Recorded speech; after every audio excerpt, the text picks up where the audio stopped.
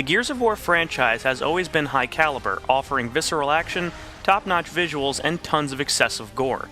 Gears of War 3 is no different, but manages to surpass that level of quality in just about every aspect. By offering a surprisingly well-done narrative, a slew of modes that appeal to a wide variety of players, and a gorgeous presentation, Gears of War 3 is, without a doubt, the best and most fully featured game in the series yet. I suppose you want me to say I've always loved you. Oh, but I don't. I really, really don't. Taking place 2 years after the events of the last game, locusts mutated by the planet's emulsion, known as lambent, are now a greater threat. The remnants of humanity are also on their last legs. Any government bodies have all but disbanded, leaving everyone to fend for themselves by establishing separate colonies and scrounging for supplies. Marcus, Dom, and the rest of the team are just trying to survive, when Marcus receives information that his father, thought to be long dead, is actually alive and promising a way to save what's left of humanity.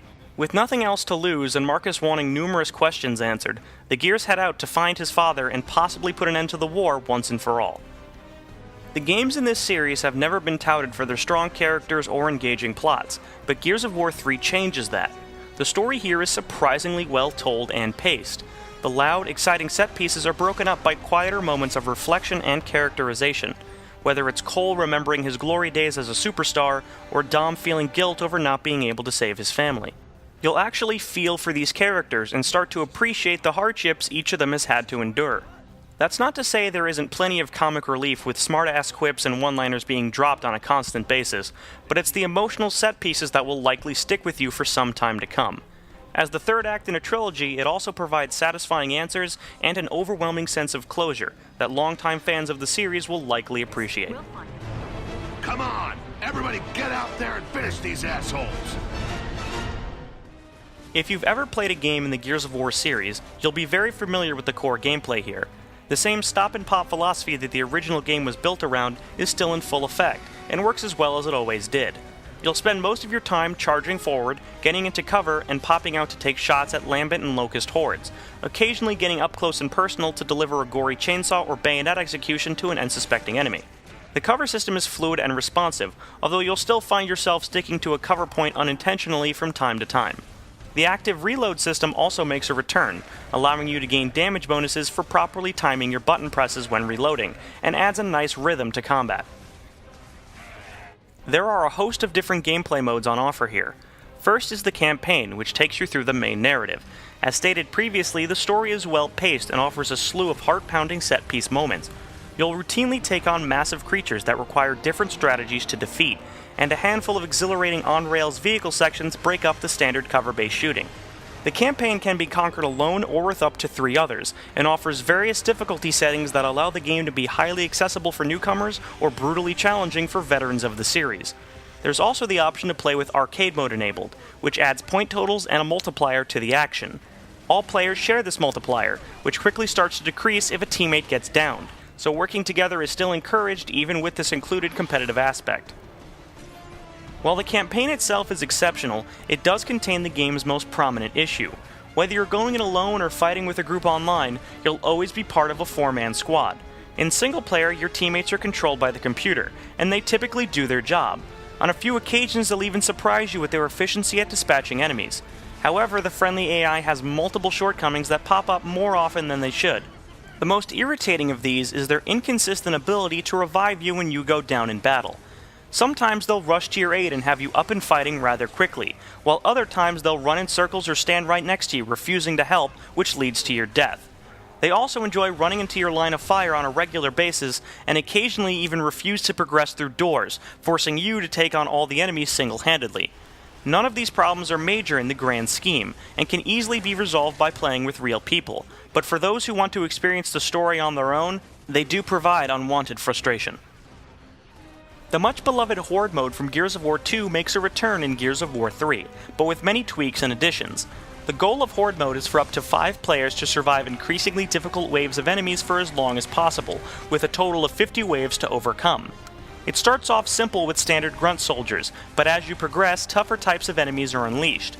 Every 10 waves is a boss wave, forcing you to take on the very worst the Locust and Lambent have to offer. Upon completing a boss wave, the hordes are upgraded to have more health and greater accuracy, so the challenge ramps up at a steady pace. Other new additions to Horde mode are taken straight from tower defense games, allowing you to build barriers, decoys, and turrets to slow down your adversaries. This mode is just as fun as it always was, and the new defense elements add a new level of strategy to the mix. If you get tired of defending yourself from hordes and would like to see what the battle is like from the other side, then Beast Mode is the place to look. Acting as a polar opposite of Horde Mode, Beast Mode allows you and up to 4 others to play as the various locusts and attempt to bypass defenses and eliminate a group of computer-controlled humans over the course of 12 waves. Each type of locust has strengths and weaknesses. While tickers are quick and good at destroying barriers, they're also extremely fragile. Larger locusts are slow, but are able to soak up large amounts of punishment and deal tons of damage. You're only given 1 minute to accomplish your task, with time being added for every barrier broken and opponent killed. To prevent players from simply steamrolling their foes with the most powerful types of locust, they are gradually earned as you play, and bought for money earned via kills and the clearing of obstacles. Beast Mode is fast-paced, encourages quick thinking, and provides the most instant gratification. Gears of War 3 also has competitive multiplayer covered, with 6 different game types. First, there's standard team deathmatch, which gives each team 15 total respawns, discouraging players from charging blindly into the line of fire. Then there are the Warzone and Execution game types, each only giving players 1 life. The 2 modes are identical, except that in Execution, players must be finished off with an up-close kill for it to count. Next is Capture the Leader, which randomly selects 1 player from each team who must be downed and taken hostage for 30 seconds. Then there's King of the Hill, which has both teams rushing to capture and hold a point for as long as possible before it moves to another random location on the map. Finally, there's Wingman, which pits 5 teams of 2 against each other to see who has the last man standing. Each game type is fast-paced and enjoyable. While Gears of War 2 was often criticized for being unbalanced and giving the host player an unfair advantage, Gears of War 3 doesn't have these problems. Multiplayer games are now run on dedicated servers, so no host player is selected. Numerous balance tweaks and attention paid to fan feedback have made the multiplayer easier to get into and loads of fun. Some matches still devolve into every player rushing for the most powerful weapon spawn, and the shotguns can still be overpowered, especially in the hands of a longtime Gears player. But overall, the multiplayer is still engaging and rather addicting. With the wide variety of cooperative and competitive options at your disposal and a staggering number of accolades to unlock, don't be surprised if Gears of War 3 spends a long time spinning in your disc tray. Visually, Gears of War looks even better than its predecessors. The Unreal Engine is used to its fullest here, with spectacular environments, great explosion effects, and superb lighting. While the past games often had color palettes that ranged from gray to darker gray, Gears of War 3 is much more colorful. Daylight is more present, and some environments have substantial amounts of greenery which give life to the world. While there are certainly still some darker areas, they're used as a complement to bleak settings of dread and despair. One minor negative aspect is that cutscenes, while well directed, suffer from frame rate drops and occasional texture load-in, but it's a minuscule wart on an otherwise stellar looking production. The sound design maintains the same high standard as the graphics.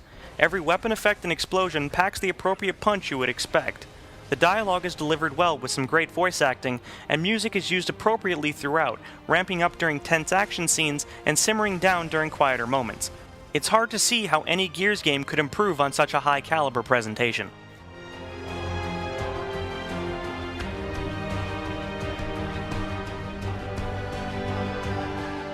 Gears of War 3 has everything you could ever want out of a Gears game.